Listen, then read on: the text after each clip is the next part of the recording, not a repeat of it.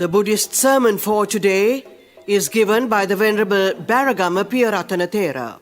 Namo tassa bhagavato arahato samma sambuddhassa. Namo tassa bhagavato arahato samma sambuddhassa. Namo tassa bhagavato arahato Samma Sambuddhassa. Homage to the Blessed One, the fully enlightened Buddha. Dear friends in Dhamma, today I would like to discuss about the karma, action and reaction in Buddhism. Karma is one of the most misunderstood concepts. Misunderstood factor of Dharma in among Buddhists as well as non-Buddhists. So Buddha, the word karma has the meaning to work or do or act, carry out or perform. These are the word of kar, the root of the karma. And in Buddhism, karma refers to the idea that intentional, mental, verbal, and physical actions are called karma. Buddha said, Chetanaham bhikkhave kammang vadami. I say that it is the intention that is we can call karma. Chetayitva, having thought. Kammang karoti, you do karma either by mentally, verbally or physically. So very important aspect of karma is the intention. So if you do something without intention, then you will not have vipaka or the results, the fruition or the ripening of the karma. Because the intention is the integral part of the karma. So let us take this example. For example, if I ask you, if somebody comes and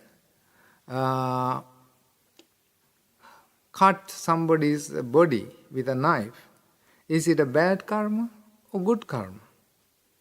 Perhaps you might say, you might answer, it is a bad karma because somebody is cutting somebody's parts of the body. But if it is done by a surgeon, if it is done by a doctor in order to perform an operation, his intention is to heal the patient. His intention is to release the person from pain and get better in his health-wise. But in case if there's some thugs or criminals try to cut your hand or some part of your body with a knife, sharp knife, in order to steal from you, in order to take things from you, of course it is a bad karma because his intention is attached with greed, attached with craving. That is why he is doing this harmful act towards you. So it is the intention.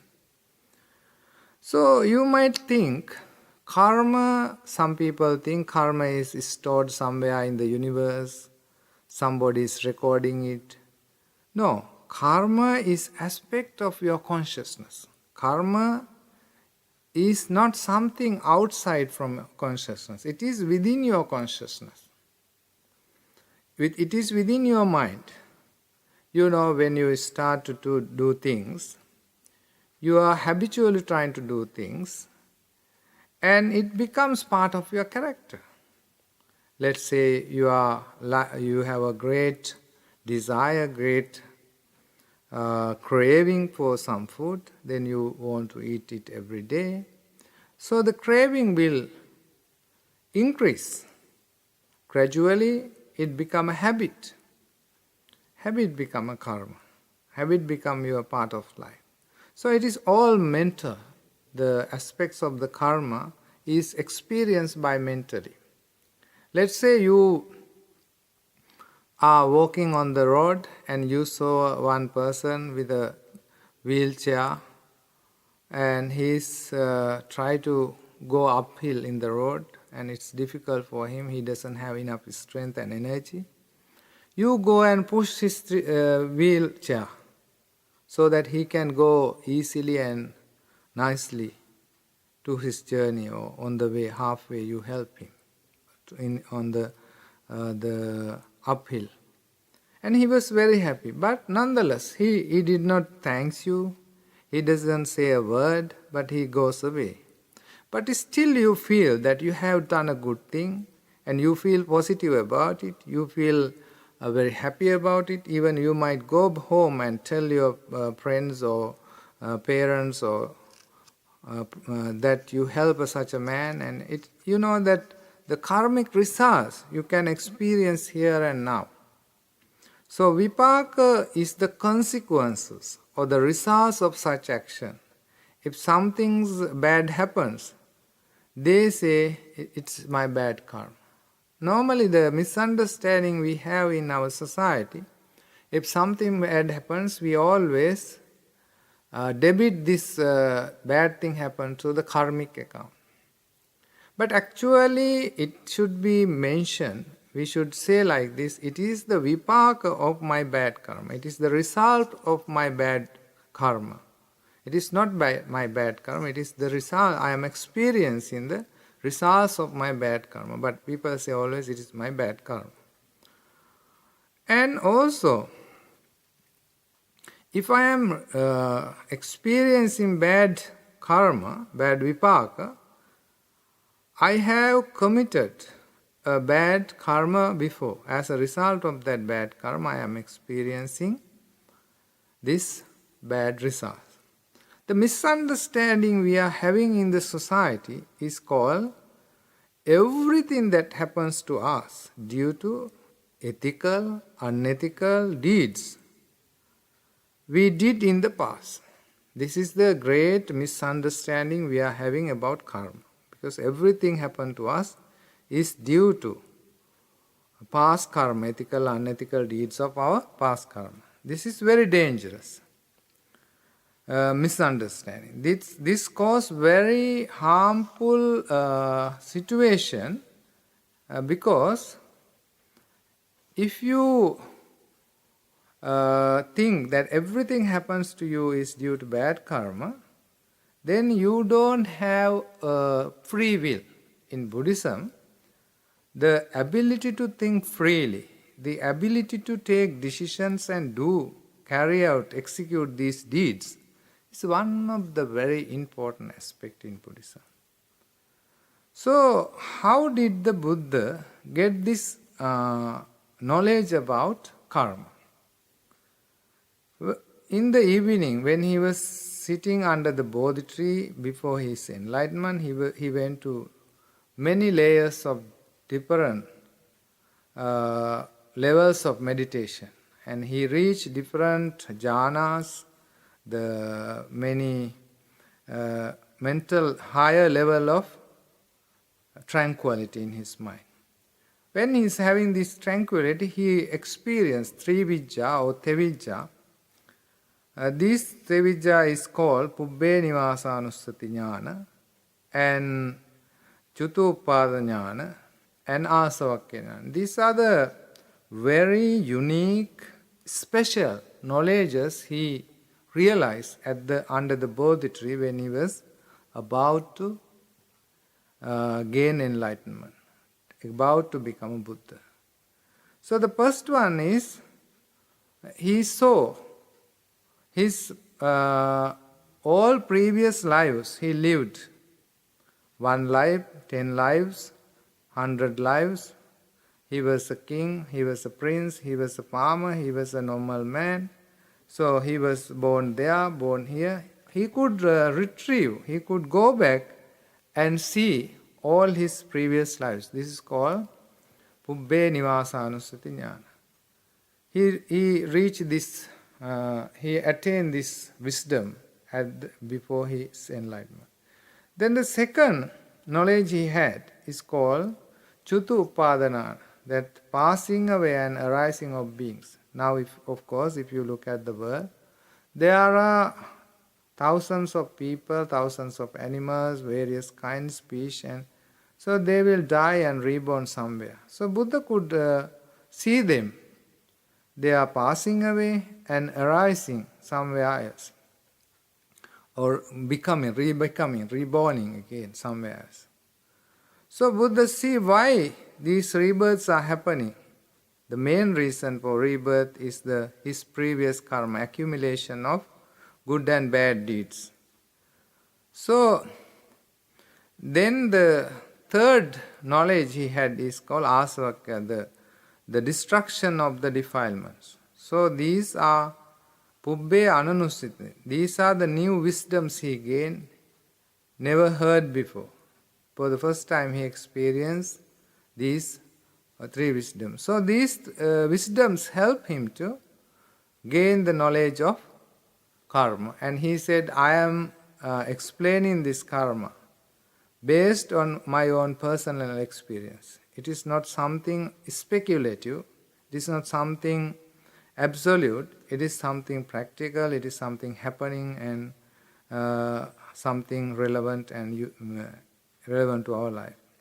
So Buddha said there are three perilous views, dangerous views, bad views, which will harm our lives. If you entertain, if you have these kind of perilous bad views, those are very harmful to you. One is called that everything happens is due to past karma. This is called Pubbe Kata Hetuwada. Just before I mentioned this word, everything. So if everything happens due to your past karma, you can't do anything because everything is pre-planned, predetermined. And there's no purpose of thinking and doing something because everything is already decided for you. Therefore, there's no value for your thinking, there's no value for your ideas or thoughts. So it is very important that we should have intentions, good intention. So if you go too much behind the astrology, of course nowadays many people go behind. If you have a problem, any troubles in your life, always you go an astrological reader and get his opinions. What will happen to you when you get this kind of predeterminations or predestined doctrines? That will curtail your skills, that will curtail your potentials, because when they say this time of the year is very bad for you, it is not good for you, and now the location of the stars is unfavorable to you, not favorable to you. So when you heard that, you will put that idea inside your mind and you will think again and again. That will happen to you because where you think will decide your future, your intentions, your ideas. If you are open think, this time of my life, this period of my life is very not good, not auspicious, unauspicious, bad, I am having a very hard time, and it will happen to you because your inner mind, inner chatter, plant this kind of seeds inside your mind. It's very harmful. Then the second view, Buddha said, this is perilous and dangerous for your spiritual upliftment, spiritual development. That is the idea that everything happened to you is due to the will of a supreme God or Brahma. That during the time of there was some religious belief in India that Brahma decides everything for you. Nowadays, of course, in this world there are many religions teaches you that the will of the God is the final, and He decided for you. Then you don't have to take any responsibility for your deeds.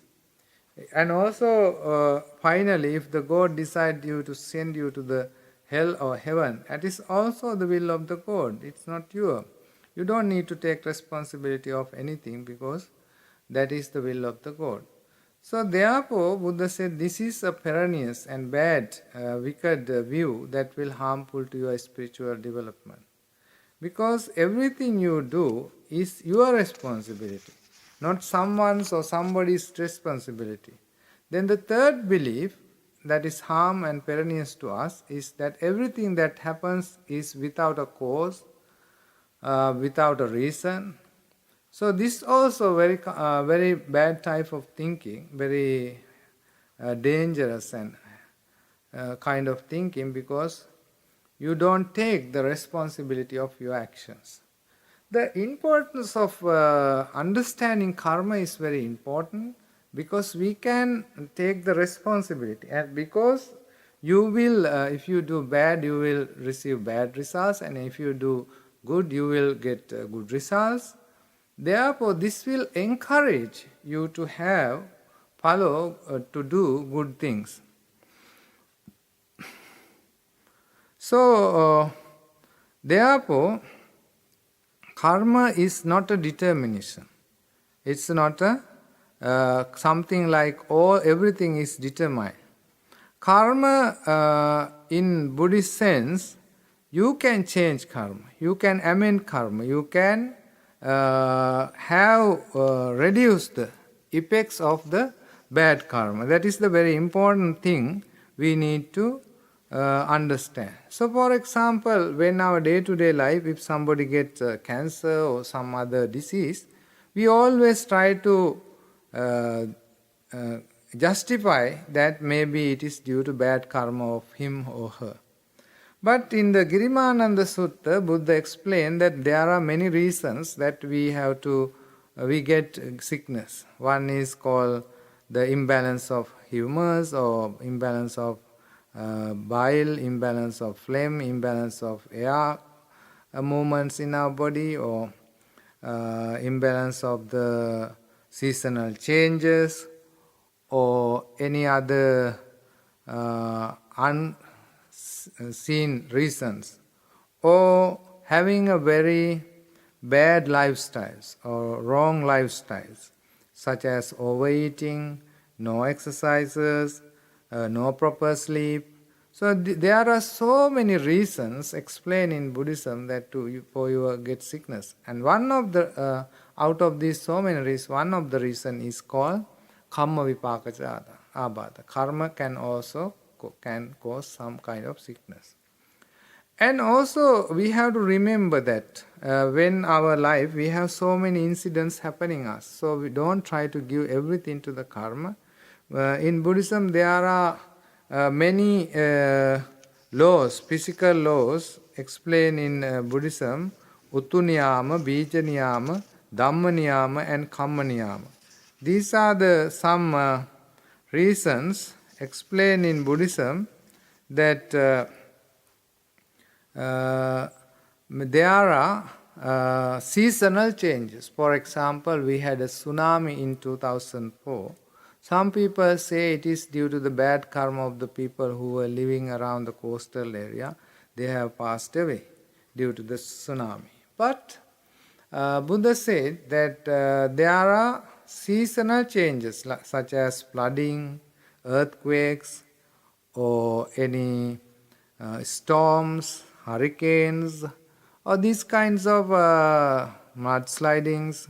That is human activities. So we have to see that there are natural causation in the world. So if something happens due to human activities, human interference with the nature, that is not due to your bad karma, not due to your wrong karma, but that is due to the seasonal changes in the world. So therefore, then do you have the bija niyama? Bija niyama is the like biological laws. If you grow vegetables, or if you grow some coconut, you will get the coconut. You don't get something else. So there are these biological laws. For example, in our gene system, there are some diseases. Like every 100 100,000 people get this kind of disease, like every 1 million people get this kind of disease, because genetic kind of changes happens like every 1 million birth, every 20 million birth, there are certain diseases. So it's not due to the karma. So in that sense, that we need to understand karma is not predetermined. And then the another niyama is called dhamma niyama. In the reality, in the world you can see there are people who young will become old. It is not due to his bad karma he get old. It is the nature. It is the reality of the world. Those who born will gradually get old and die. So then the also kamma niyama and chitta niyama, the psychological laws or the causes. The psychological, for example, if someone was easily get angry and he cannot control his anger, he commits suicide. So it is not due to his previous bad karma or present bad karma, maybe his psychological reasons. He cannot bear up any small pain even, so he commits suicide. So what is very important for us to understand is that karma affects our rebirth as well. So Buddha says there are 4 kinds of karmas in the world. One is called dark karma with dark results. If you do these bad, wicked, cruel deeds, it will have bad, wicked results. Then bright karma with bright results, like practicing generosity, showing loving kindness, or sharing your things, are like bright actions with bright results. In the world also there are dark and bright with dark and bright results. Normally in our life, if you look at our life, we have mixed ideas about our life. Sometimes, every time our motivations, if you look deeply, our motivations are mixed. Sometimes we have good motivation behind, and also sometimes good and bad mixed together. So these kind of actions are called dark and bright actions with dark and bright results. Then there are some actions in the world that is neither dark nor bright, neither it produces dark or bright results. So these are the 4 kinds of actions there are in the world. So friends, in Buddhism, what is very important to understand is karma don't make a karma predetermination. It is taught by the Nigantanatha Putta, one of the religious leaders lived during the time of the Buddha, and this is not Buddhism. So karma can be changed, karma can be modified, karma can be diluted. Like Buddha gave an example in like the moon covered with dark clouds, it can come out from dark clouds and become bright again. Similarly, if you have done very bad, wicked karma in the past, but if you start doing good things in the present and start doing good action in the present, you can avoid and reduce the effects of bad karma. So therefore, friends, Buddha said that we must kusalena pitiyati, we must cover the bad deeds with good deeds, so that the effects of the bad deeds can be reduced. Buddha gave a very nice example in Lonapala Sutta, where Buddha said that if you mix a pinch of salt or lump of salt into a cup of water, it is so salty and you cannot drink. Same amount of salt you mix to a river like Ganges or Kalani, it won't have that effects have on the glass of water.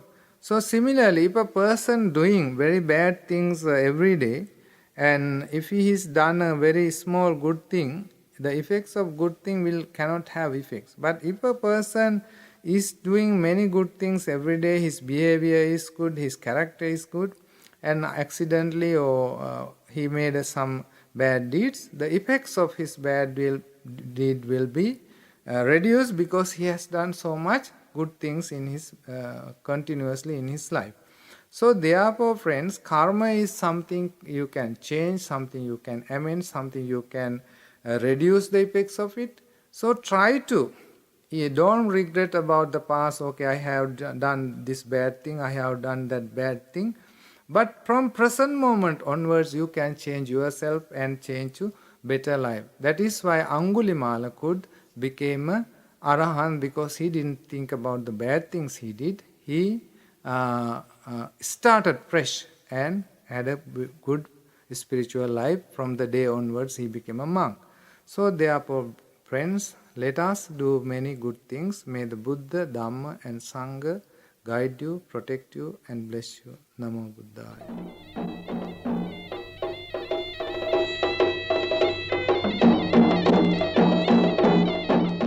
The Buddhist sermon for today was given by the Venerable Beragama Piyarathana Thera.